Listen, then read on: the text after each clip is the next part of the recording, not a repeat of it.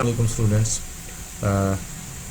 Spring 2021 के expected question मेरे नज़दीक क्या हैं वो डिस्कस करते हैं। वो डिस्कशन करने से पहले मैं एक छोटी सी बात आपके साथ कर दूं कि हर topic each chapter is important, हर चैप्टर इम्पोर्टेंट है। ये सिर्फ मेरी एक्सपेक्टेशन है और सिर्फ इस पर रिलाई ना करें, ये मेरी डिस्क्लेमर है। इसके अलावा ये है कि ये जो मैं शेयर करता हूँ ये सिर्फ स्टूडेंट्स के लिए इम्पोर्टेंस किन किन चीज़ों की ज़्यादा मेरे नज़दीक है उसके लिए मैं शेयर करता हूँ। अच्छा जी, चलें डिस्कशन करते हैं। सबसे पहली बात, पहला ग्रेड ए है। ग्रेड ए के अंदर मिनिमम 20 मार्क्स मैक्सिमम 30 मार्क्स हैं। ये पूरा एक ग्रेड है हमारा, ये पहला ग्रेड है।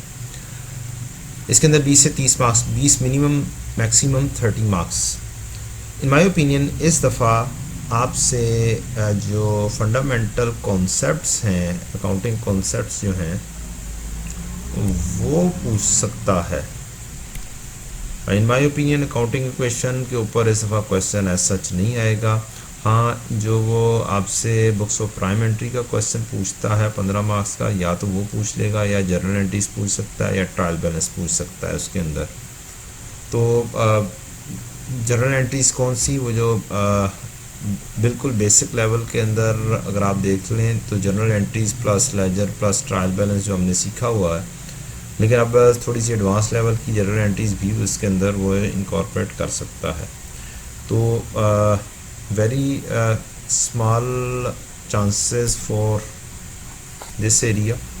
पहला एरिया जो है जिसके अंदर डेफिनेशंस वगैरह चैप्टर 1 है, वो उसके चांसेस काफ़ी कम लग रहे हैं। लेकिन जो फंडामेंटल प्रिंसिपल्स हैं, accrual, consistency, true, fair view, ये 8-10 प्रिंसिपल्स जो हैं, इनमें से मुझे लगता है जैसे पुराने ज़माने में क्वेश्चन आया करता था, अब इस तरह का एक क्वेश्चन वो इसमें से ऐड कर देगा।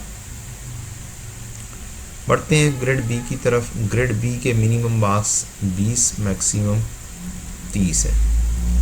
कम से कम 20 पूछने हैं, मैक्सिमम 30 पूछने हैं। अगर मैं इंडिपेंडेंट क्वेश्चंस की बात करूं तो बैड डेट का इंडिपेंडेंट क्वेश्चन 8 मार्क्स का आ सकता है, प्री पेमेंट का इंडिपेंडेंट क्वेश्चन 8 मार्क्स का, और बैंक BRS और रेक्टिफिकेशन एरर के मैक्सिमम 20।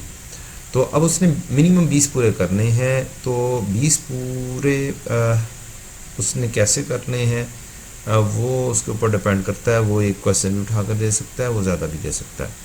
तो मैक्सिमम 30 वो रखेगा।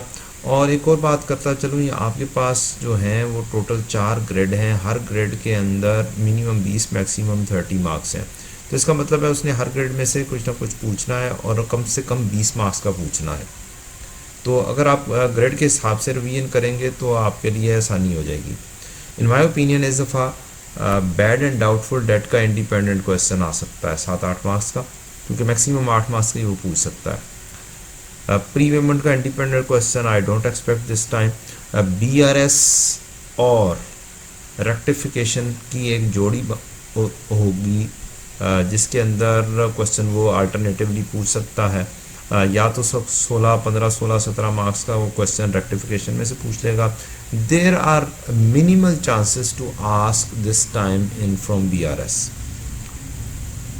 नेक्स्ट बढ़ते हैं, तो उसने लाजमी तौर पर अगली जोड़ी है ग्रेड सी के अंदर, वो है आपकी जो फाइनल काउंट का वो चैप्टर और पार्टनरशिप का चैप्टर। इन दोनों में से कोई एक क्वेश्चन फुल फ्लैज 20 मार्क्स का भी पूछ सकता है, क्योंकि मैक्सिमम इसके मार्क्स 20 ही हैं किसी एक टॉपिक में से भी पूछने के। वो इन दोनों को कंबाइन भी कर सकता है, मींस फाइनल काउंट पूछ ले कंबाइंड विद पार्टनरशिप। और क्योंकि उसने मिनिमम 20 पूरे करने हैं, मैक्सिमम 30 पर जा सकता है। और वो ये काम भी कर सकता है कि वो आपको एक फाइनल काउंट का क्वेश्चन दे, और जैसे 1-2 अटैम्प्ट्स पहले उसने पूछा है 7 मार्क्स का एक क्वेश्चन, तो वो उस तरीका का एक पार्टनरशिप का क्वेश्चन दे दे, जिसके चांसेस मुझे ज़्यादा लग रहे हैं। अगली बात करते हैं, जो चौथा ग्रेड है, चौथे ग्रेड के अंदर मिनिमम 20 मैक्सिमम 30 मार्क्स हैं।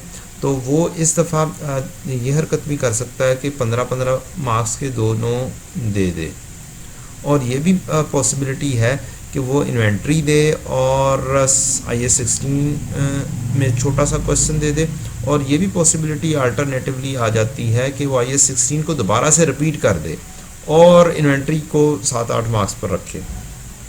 लेकिन मेरे नज़दीक इस दफ़ा चांसेस ज़्यादा लग रहे हैं इन्वेंट्री के 15 मार्क्स 16 मार्क्स के, और मेरे ख्याल में वो इंपोर्ट को भी उसकी के अंदर थोड़ा सा टेस्ट करेगा। और IAS 16 का इन माय ओपिनियन 8 मार्क्स तो पक्के हैं ही हैं, और उसमें से भी मुझे ज़रा सा ज़्यादा लग रहा है कि वो एक्सचेंज की तरफ शायद चला जाए। तो ये थी डिस्कशन, और ये डिस्कशन आपके पास यूट्यूब चैनल पर मौजूद है, और इसके अलावा आपके पास फेसबुक के ऊपर भी शेयर हो जाएगी।